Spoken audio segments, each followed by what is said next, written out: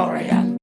Hey everyone, Steve the Amateur Historian coming to you from the confines of my chaotic bedroom. I'm doing like 400 things at once, but I want to do a little impromptu video with you guys because my buddy Nick, whom I referenced numerous times, local Pathfinder on YouTube, he, let me just say, he is a master of finding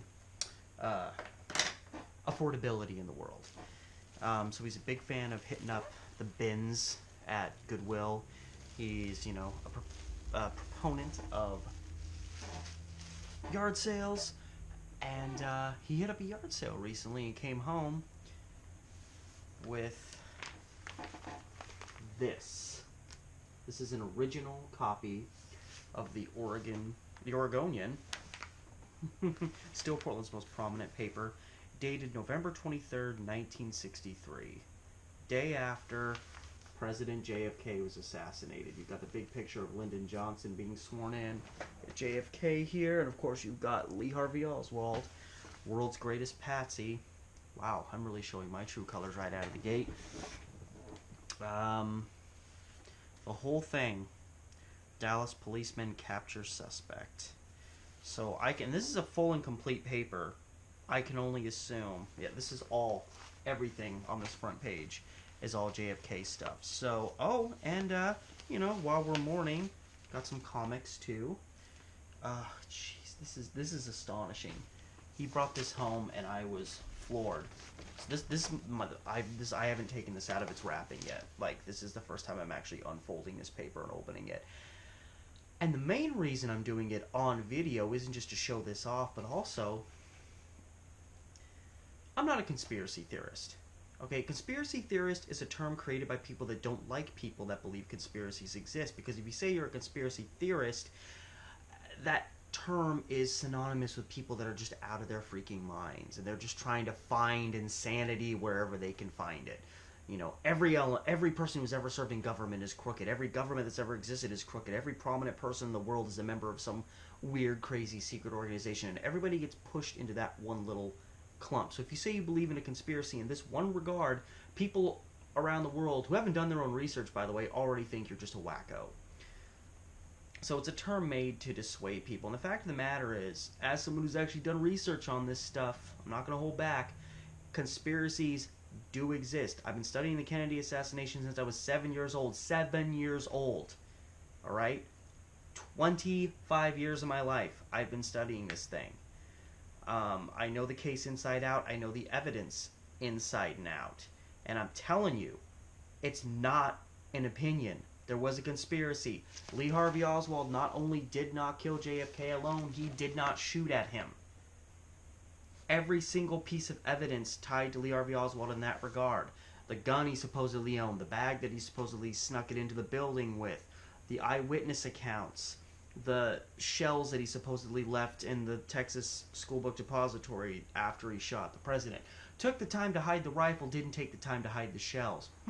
Interesting. Whenever there's a very suspicious assassination that happens, the person who does it always automatically leaves just a plethora of evidence behind. But the fact of the matter is, every single element of evidence against Lee Harvey Oswald as the assassin of President Kennedy is a complete joke, if not a total fabrication. There's not even a valid explanation as to how he could have possibly even obtained the weapon that he was supposed to have killed the president with. But that's a story to talk about another day. That said, it's regarded by a lot of people who think there was a conspiracy. Obviously, if there's going to be a conspiracy to kill the president of the United States, it would have to be very pre-planned, which means the moment it happened, there would have to be a set story to go out, because obviously whoever was in charge of carrying out this conspiracy, this assassination on the president, they're not going to come out the next day and be like, oh, hi guys, we did it. No, they're going to have a cover story. They're going to have a fall guy. I think Oswald was obviously connected to government agencies. He was obviously connected to enough people that he would legitimately be selected. There's people that think Oswald was just this guy living his life and he was just grabbed out of, they picked his number out of a hat. which isn't true. They in an assassination this big, you wouldn't just pick someone just to pick someone. Oh, that guy looks like a deadbeat loser. Let's just pick him. They would have to have somebody who they could legitimately sell as the assassin. And here you have Oswald, who has done all this interesting stuff, seemingly always under the guise of doing some kind of intelligence work. So he could easily be set up. But I want to, like I was just saying, there's always the cover story to be put out. I actually want to go through at least this front page, which has a collection of different stories, to read what was being said in the immediate aftermath of the assassination. And I'm going to discuss whatever in here is factually completely inaccurate, which of course we would know now. Alright, so gather around, get your tea, get your hot cocoa or your vodka, however you feel today. About to read from the Oregonian, dated Saturday, November 23rd, 1963. 5 cents. 5 cents for a newspaper. My God, how far we've fallen. Okay, I want to read this one first because this is probably the most intriguing. Is this corner one, man held following wild fight. This is in reference to Lee Harvey Oswald supposedly fled the scene of the assassination and was traced, or pretty much tracked down at a movie theater a few miles south where the assassination happened. Police came in to kind of corral him. He leaped up and attacked him. He had a gun. He apparently punched an officer. He had a loaded gun, but didn't try to fire, or didn't fire it, and the gun was checked later and found that he didn't fire it, even though the police said that he was trying to, because why wouldn't they? Turncoat. In quotes, turncoat. Jailed after murdering pursuing officer, which he didn't do that either, but anyway. Dallas, Texas, AP, which I assume is Associated Press. Police Chief Jesse Curry said Friday night charges of murdering President Kennedy have been filed against Lee Harvey Oswald. And that's true. It was around midnight when they finally charged him. Because when they busted him, the presumption was he was only being charged with killing Officer J.D. Tippit. There was nothing regarding the president until later. Dallas. A 24-year-old man who said 4 years ago he wanted Russian citizenship was questioned Friday to see whether he had any connection with the assassination of President Kennedy. Okay, right there. First paragraph, they're already throwing that commie thing in there. He wanted to renounce he wanted Russian citizenship. There's lots of questions about why he went to Russia. He did live in Russia for a while. A lot of evidence to suggest that he was sent there almost as like an undercover spy. Especially when you consider the fact that he married a Russian woman, and then when he wanted to come back to America, the government funded his trip home. Hello? The government would have, in the heat of the Cold War, would have said, fuck you. You friggin' betrayed us. You're a damn traitor. You try to come back here, we'll shoot you before you get off the boat. But no, they paid for his trip back, and they let him bring his Russian wife to America. Interesting. And the reason I'm pointing this out, this whole, like, boom, they already know about his Russian past, is there's a guy named Fletcher Prouty. If you've ever seen the movie JFK, Donald Sutherland's character is based almost entirely on him. And something he discussed, and Donald Sutherland discusses it in JFK, is how literally within hours, and again, this is, the paper for Saturday, the immediate aftermath, which means this stuff was getting put together Friday night within hours of, the assassination happening, and Lee Harvey Oswald's literally just now been, being charged for the murder of JFK. And they already know about his Russian stuff and his this and his that. Yep, and I can already see further on down here they're talking more about his Russia stuff. And there's, Fletcher Prouty talks about how, the idea of the cover story, that they already had all this information about Oswald.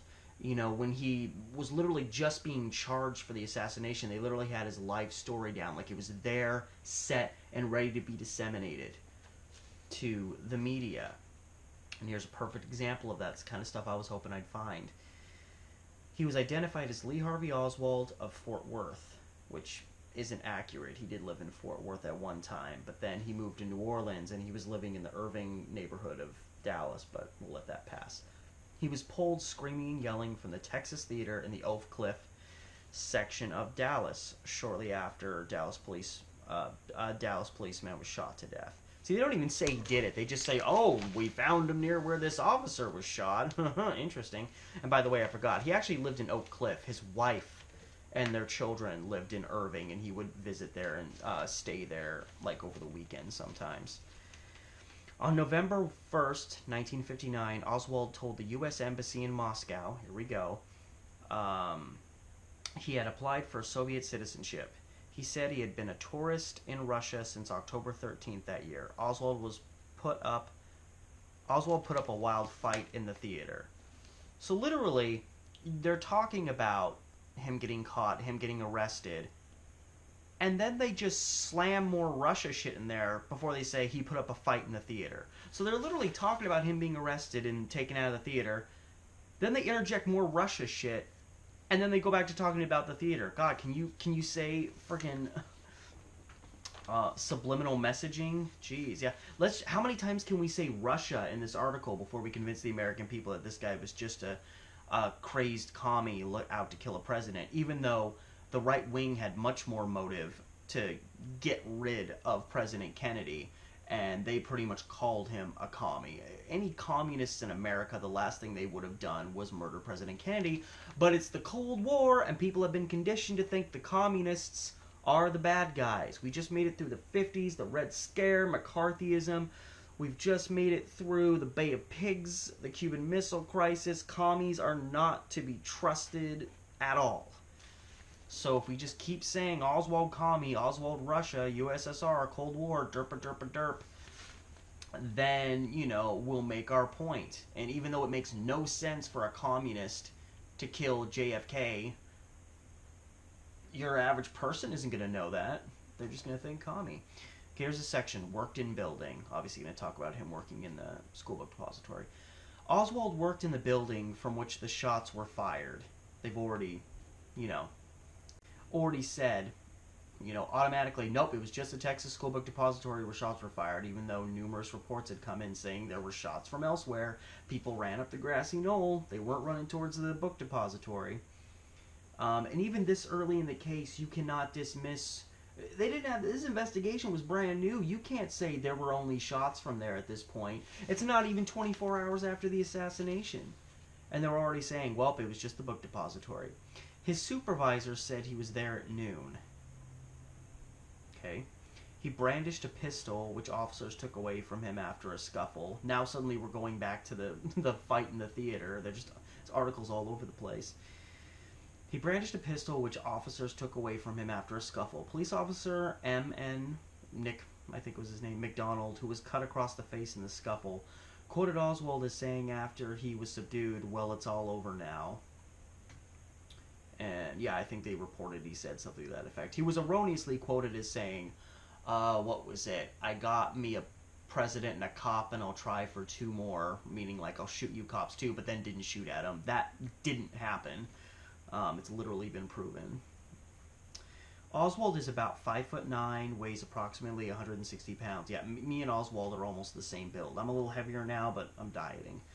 Has blonde hair, that's not right, and is balding, which was true. His hair was kind of receding on one side. And he was dressed in ragged-looking trousers and a sports shirt. I love how they make it sound like he was homeless or some shit.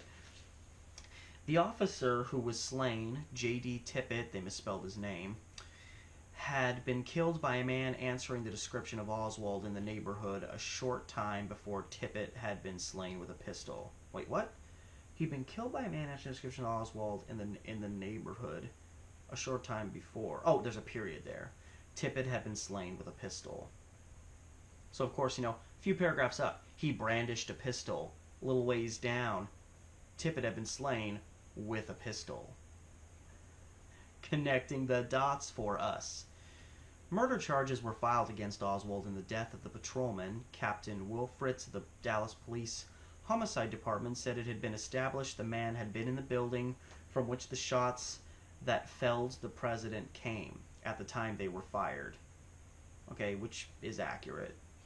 The theater where Oswald was arrested is some 4 miles from the Triple Underpass where Kennedy was shot. Assassination denied. That's the name of this section. Just before 7 p.m., Fritz said Oswald had been identified from... I'm sorry, my nose is really itchy right now.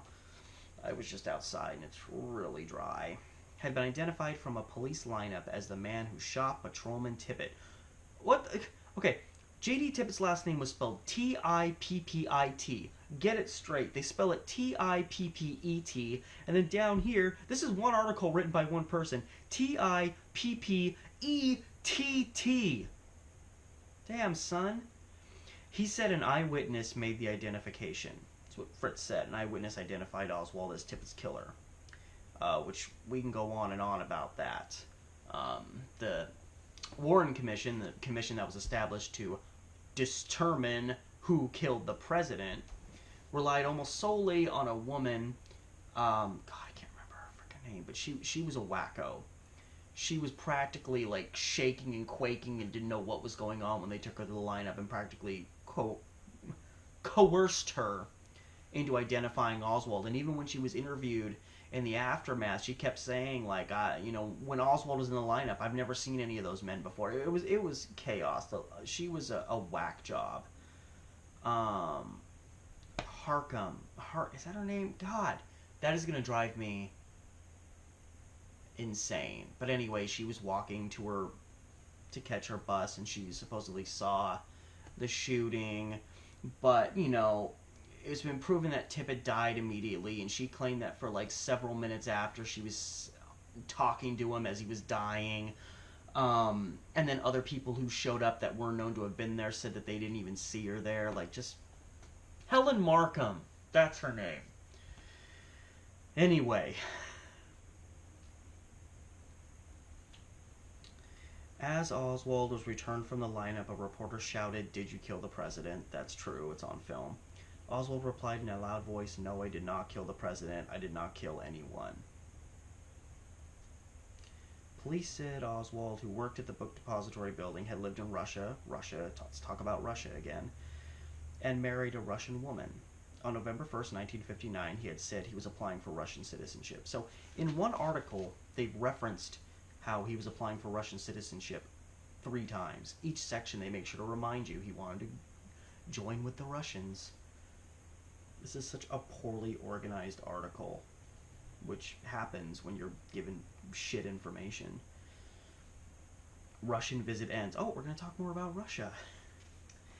Oswald returned to his Fort Worth, Texas home from Russia last year after having been in the Soviet Union. So they still think that he lived in Fort Worth, which is random because he lived in New Orleans after that, and then he lived in the Dallas area. Oswald spent his time in Russia working in a factory in Minsk and left only after he apparently became disillusioned with life under communist rule. Wow, they almost give him a break. You mean the commies really are that bad? He had gone to Russia after his discharge from the U.S. Marines and announced he wanted to remain there. But then, of course, after they say he decided he didn't want to be there, they still managed to finish it with his, oh, well, he wanted to be there. Well, obviously not, because he friggin' left. Oh, they've even got the weather forecast here. I'm going to be able to realize on November 23rd, 1963, the Portland weather. Cloudy, with occasional showers through Sunday. High both days, 50. Low Saturday, 42. Nice. Okay. Death comes within hour, Governor hits. I'm going to read that one next because I don't really want to read the memorial stuff because that's not going to get to the crux of what happened. By the way, a little piece of interesting information, if I can get this close enough. Here's a really famous picture of, Lyndon Johnson. Jackie's there with him. This woman is reading him the oath of office. He's got his hand up, do you solemnly swear? This jackass over here was iconically photographed, kind of in the aftermath of this, winking at Lyndon Johnson, So, a lot of people have taken that as, what does that mean? Is that like a, hey, JFK's gone, we pulled it off? Is that exactly what it means? Obviously, only this guy can, but regardless what it means, who the fuck is winking like that in the aftermath of the president dying? Anyway, death comes within our Governor hit. Dallas, Texas. A hidden gunman assassinated President Kennedy with a high-powered rifle Friday. They always refer to the Mannlicher Carcano, Italian-made World War II throwaway rifle that Oswald supposedly used as a high-powered rifle. Maybe you can justify that argument, but the fact of the matter was it was a medium-velocity gun that literally, logistically, and I think tests proved it, that it literally didn't have the power, the sheer velocity that was needed to blow all these bones apart the way that the 3 shots he supposedly shot did. 3 shots were heard. There we go. Automatically. It was just 3 shots. Couldn't have been more. It was 3. Nothing to see here. Blood sprang from the president's face. He fell face downward in the back seat of his car. His wife clutched his head and tried to lift it, crying, "Oh no." I love how they have this detailed of an account in the aftermath. Half an hour later, John F. Kennedy was dead, and the United States had a new president, Lyndon B. Johnson. Fuck Lyndon Johnson. The only good thing that guy ever did was the only time he ever actually did something good, like, you know, the Civil Rights Act, which, I mean, didn't really do much, was he was pretty much just doing things that JFK had started and then finishing them and signing his name to them. Within the hour, police had arrested a 24-year-old man following the fatal shooting of a Dallas policeman. Homicide Captain Wolf Fritz said witnesses had identified the man as the slayer of the policeman, and he had been charged with murder. So it's a very blanket statement, the witnesses. It's like all the witnesses identified him. When the fact of the matter is, you know, when you've got to cover something up, you select your witnesses very wisely. And the fact of the matter is, I think there's only 4 people that actually saw the shooting that ID'd Oswald, and none of them are without question. I already talked about Helen Markham. There was a guy named William Scoggins who claimed that Oswald was it, but he had leaked out of his cab when the shooting started and hid behind it, so he didn't really see much. And he caught kind of the side and the back of the guy running away, so we didn't even really see the shooter's face. And then there were 2 sisters whose names escape me, who, kind of like Scoggins, they heard the shooting, and one or both of them kind of ran to their door and looked outside and kind of caught a rushed view of a guy running away from the scene. That's pretty much all they had. There were multiple witnesses who actually saw the shooting and said that the shooter was too heavy set to be Oswald. They said that they had differing accounts of how the shooting actually went down. And multiple people claimed that there were 2 people there. That when the shooting happened, they deviated, but the shooter was a heavy-set guy. Lee Harvey Oswald was bone thin. Anyway. Fritz said that it had not been established that the man killed the president, referencing Oswald, but it had been established he was in the building from which the shots were fired at the time of the assassination. Now, isn't that interesting? We've got this article over here. It's the day after. The whole leading thing. Police Chief Jesse Curry says Friday night charges of murdering President Kennedy have been filed against Lee Harvey Oswald. So he's been charged for doing it. And then right over here you have Fritz saying it has not been established that the man killed the president. Then what the fuck are you charging him for? Jesus. He is Lee Harvey Oswald of Fort Worth, again, old information, who 4 years ago said he was applying for Russian citizenship. There we go, let's talk about Russia again. They barely talk about his time in the Marines, they never talk about him being in New Orleans, but boy oh boy do they make sure to reference that he wanted to live in Russia. He has a Russian wife. That he did. Oswald denied he had shot anybody. The assassination occurred just as the president's motorcade was leaving downtown Dallas at the end of a triumphal tour through the city's streets. His special car, with the protective bubble down, was moved down in an incline into an underpass that led to a freeway route to the Dallas Trade Mart where he was to speak. Witnesses heard 3 shots. Again, blanket statement. Plenty of witnesses heard more. 2 hit the president, 1 in the head and 1 in the neck. The 3rd shot wounded Governor John B. Connally of Texas in the side. His condition was reported not critical. So that's very interesting. And of course, see, this is how the Warren Commission functioned. This was before it was learned that there was a witness to the assassination who was down by the underpass, and a bullet had hit a curb, chipped a piece of concrete off, and it hit this bystander down by the overpass in the face, cut his face. So it was proved that one of these only 3 shots had missed, so now you have 2 shots, and that is the sole reason that the single bullet theory was established. That was not, their first approach. That wasn't what science told them. That wasn't what ballistics told them. They had to develop the single bullet theory when it was determined that one of the shots missed. And they had to say there was only 3 shots. The original theory was 2 shots hit the president, 1 shot hit Conley, because logistically that's the only way it makes any sense. But no, they had to create the single bullet theory because now you have 2 bullets hitting Kennedy 2 different times and Conley once, which means 1 bullet had to hit both of them. Sole reason this single bullet theory was even created. And yet people make it like it was just this well thought out, impenetrable, proven fact, even though it was referred to as a theory. And you have it here, and in the immediate aftermath of the assassination. 2 shots hit the president, 1 in the head and 1 in the neck. The 3rd shot, meaning a different shot, wounded Governor Conley in the side, which is actually not accurate, because arguably this is your side. The bullet went through his back, exited at the base of his nipple, broke a bone. I think it penetrated his lung, then it went through his wrist, and then planted in his left thigh. So, while he was sitting like this, essentially, the bullet went Kurt Ecker. Like, his hand was over here, his thigh was over here, he got wounded in both. The bullet would have literally had to go, even if it went straight through his wrist, it would have had to turn and go into his thigh. And it penetrated his thigh deep enough. It wasn't like it just hit his thigh and then bounced down, where you could argue like it flopped out of his wrist. It went boing, boing, boing. It just couldn't have happened. Anyway, moving along. Blood on car floor. That's the name of this section. Ooh, additional details on page 7. This article ain't over.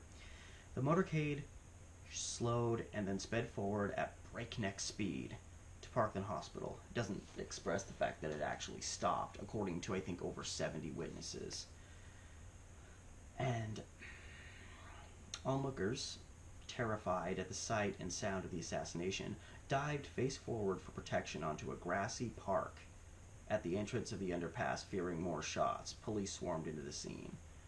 So obviously the grassy park, that's the grassy knoll. I love how they say they dived face forward for protection. Now, there were people in the vicinity of the president that did that, but it's almost like they make it like the people that were running towards the knoll maybe weren't really running there. They were fleeing for safety. I don't know, maybe that's not what they're saying. At the hospital emergency entrance, AP reporter Jack Bell saw the president stretched out face down at full length, motionless on the back seat of the car. His suit still looked neat, but there was blood on the floor. Secret Service men helped Miss Kennedy away from the car. Hospital attendants aided Conley and his wife. It seemed clear the assassination was carefully planned.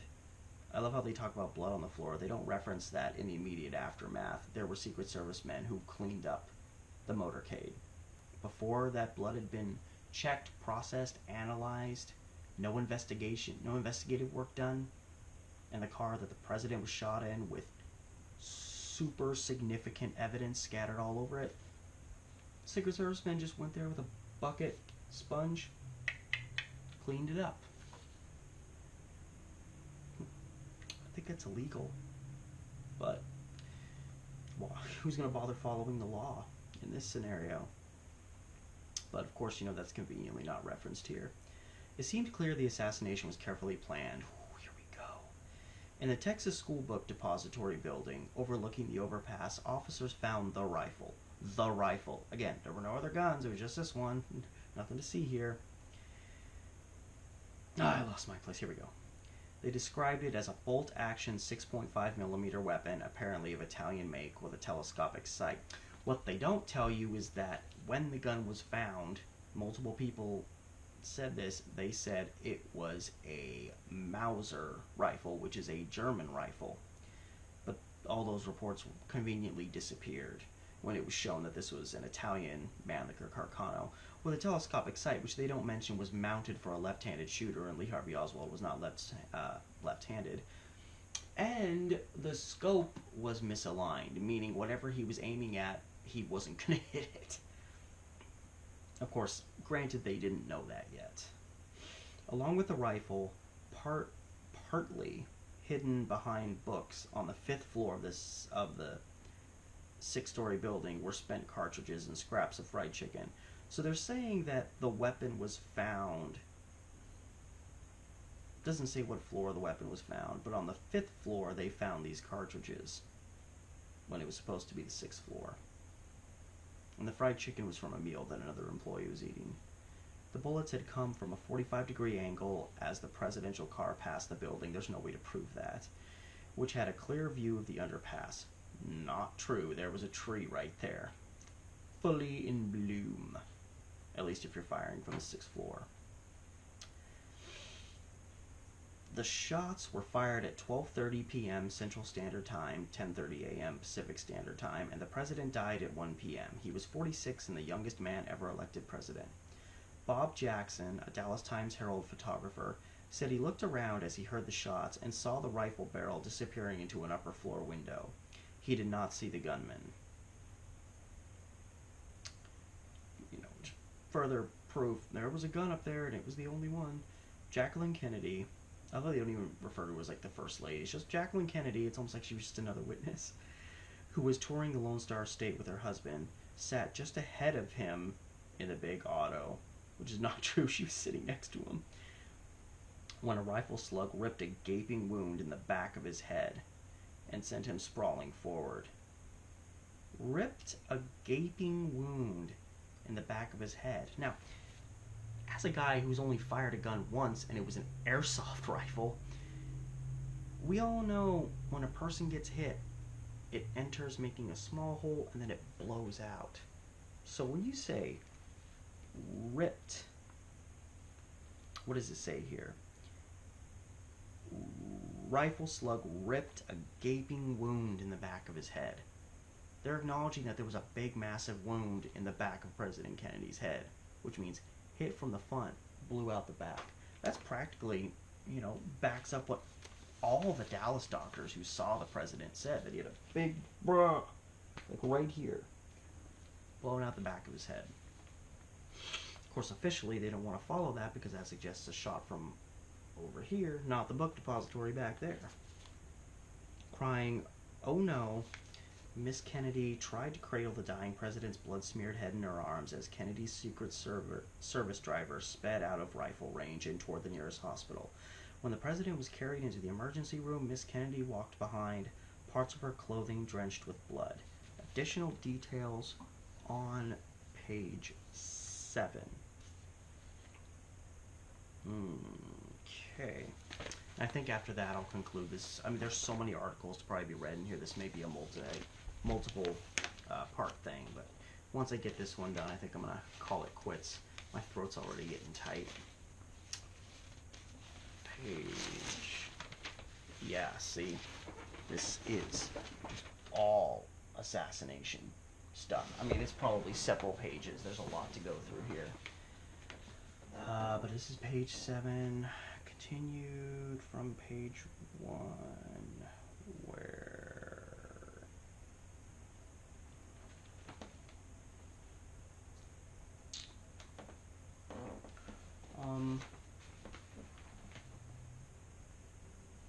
additional details on page 7.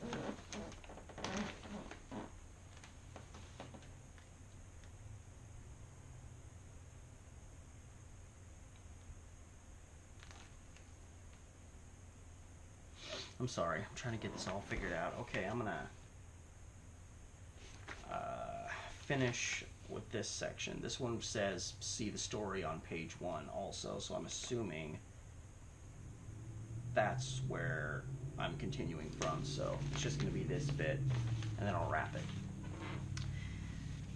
Chief Executive's body flown to White House. Dallas, Texas, the body of the assassinated chief executive Friday was placed aboard the big silver, blue, and white jet which President John F. Kennedy rode so often in life.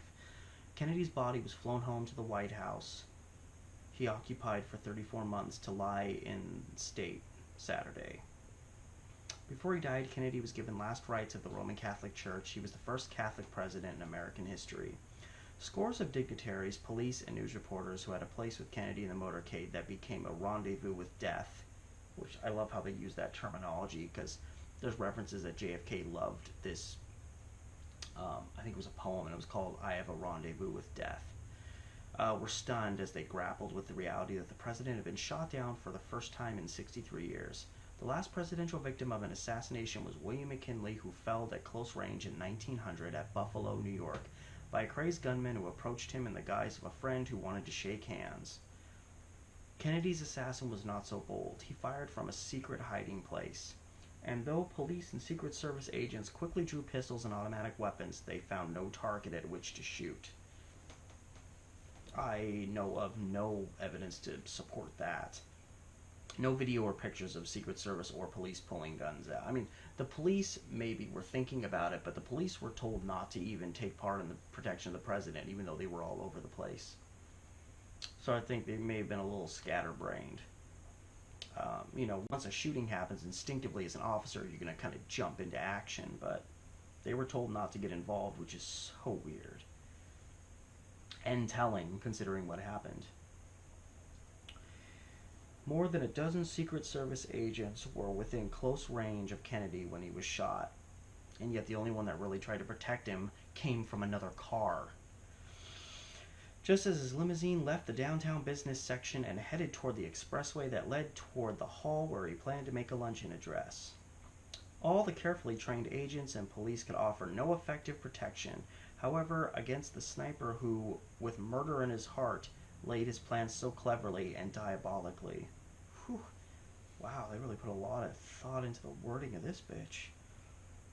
Until tragedy struck at Kennedy, there had been no successful assassination of an American president since the Secret Service was made the special protector of chief executives following McKinley's death.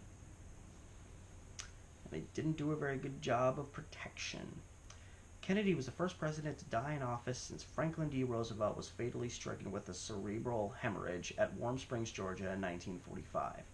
The death of the handsome and energetic president dealt Mrs. Kennedy a second shock of anguish in less than 4 months. On August 9th, her son, which I didn't know about this for a long time, Patrick Bouvier Kennedy, died in Boston after some 40 hours of life. So pretty much they had a child and lost it.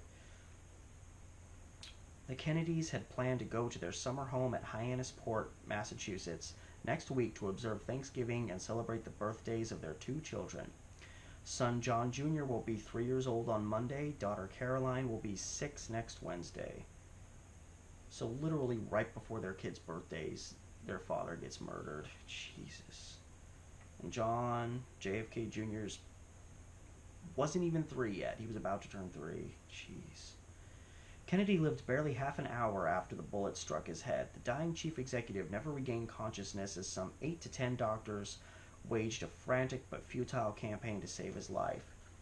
Blood transfusions and drafts of oxygen were administered. Then came an anesthetic that preceded an emergency tracheotomy.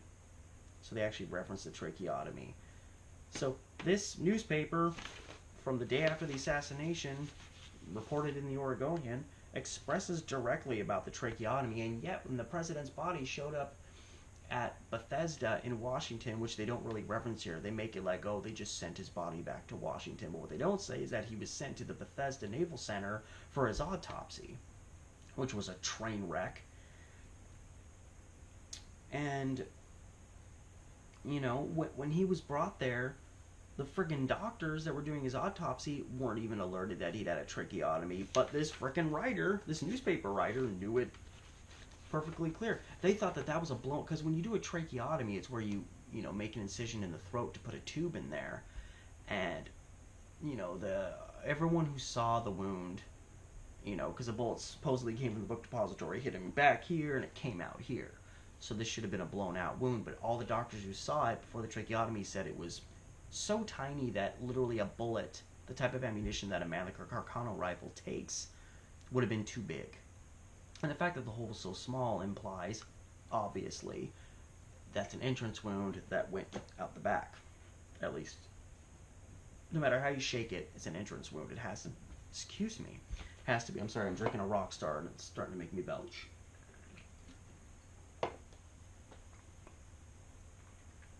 And when they gave him the tracheotomy, they had to eliminate the wound because they had to like open it up. So by the time he got to Bethesda for his autopsy, it was this just big open wound here that they thought was a blown out wound because of how big it had been made into.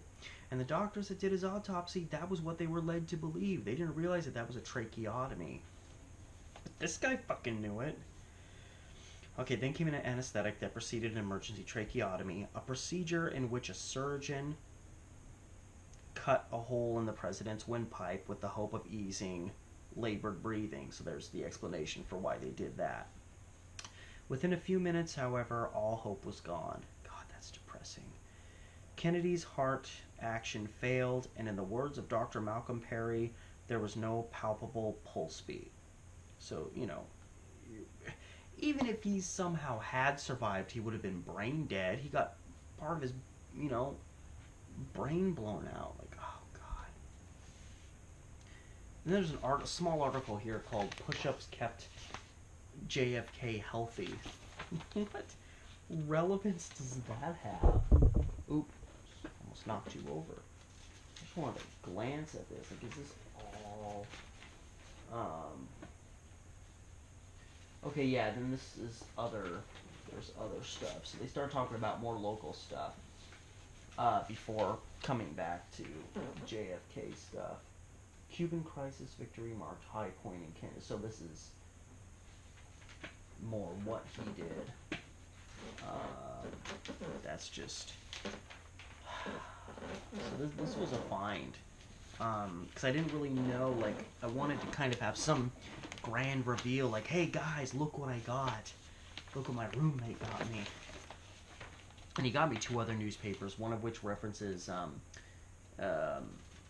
Japanese people in Portland about to be relocated, like when internment camps were started. It's like a 1942 copy, which, by the way,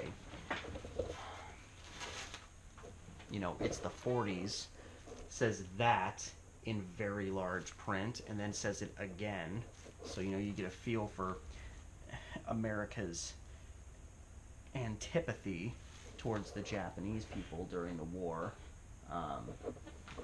And then the other one is from, it's the Oregon Journal, from January 1941.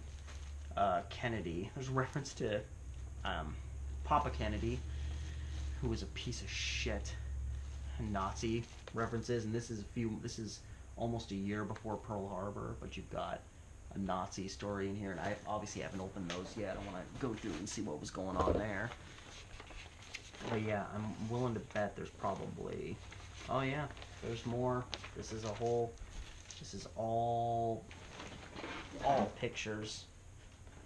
Another thing, I love how they have, you know, they've got graphics in here. You've got the marker around the window that Oswald supposedly shot from up here, which shows it to be the 6th floor, even though they write in their article that it was the 5th floor.